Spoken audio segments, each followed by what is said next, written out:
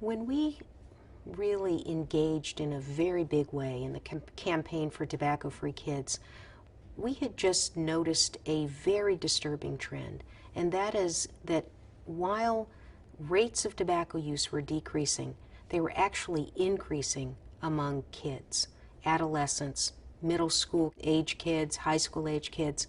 And why that was so disturbing to us is that when people start smoking in their adolescent years, chances are they're going to continue right through their lifetime. So we saw this as a critical time for us to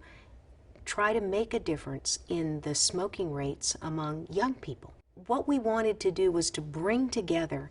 disparate parts of a engaged field in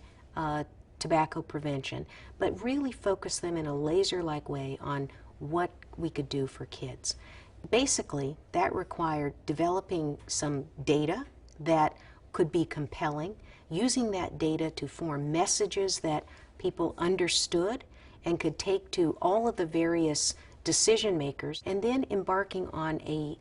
very disciplined state-by-state strategy to try to change the policies that influenced how easy it was for kids to start smoking. The fight to try to reduce the number of kids that are smoking in this country was a long battle. It was about a 20-year battle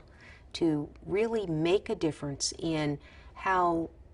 parents, policymakers, school officials saw issues like how much cigarettes cost, how easy it was for people to smoke in public environments, and the need to educate in an ongoing basis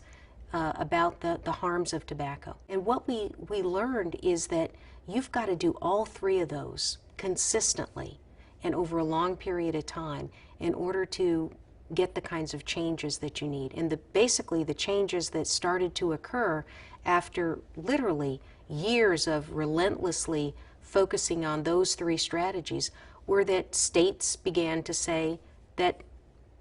they agreed that raising the price of cigarettes was a good idea, because you could very clearly show that kids stopped smoking, and it also helped revenue for the states.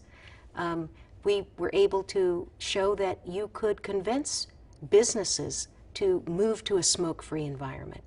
and you could convince local public health departments and jurisdictions to invest in campaigns to educate people about the harms of tobacco. And over time, we saw the number of kids in middle school decreasing, the number of kids smoking in high school decreasing, and that has been sustained for quite a long time. The campaign for tobacco-free kids led to enormous successes in reducing the prevalence of tobacco use among adolescents. Sadly, though, we've seen a report from the Surgeon General that shows that those rates are starting to increase again. And I think we have to, as a nation, re-examine the investments that we're putting into this very deadly issue for our kids, and look to see whether a campaign of the sort that we invested in years ago, along with so many others, is ripe for reinvestment.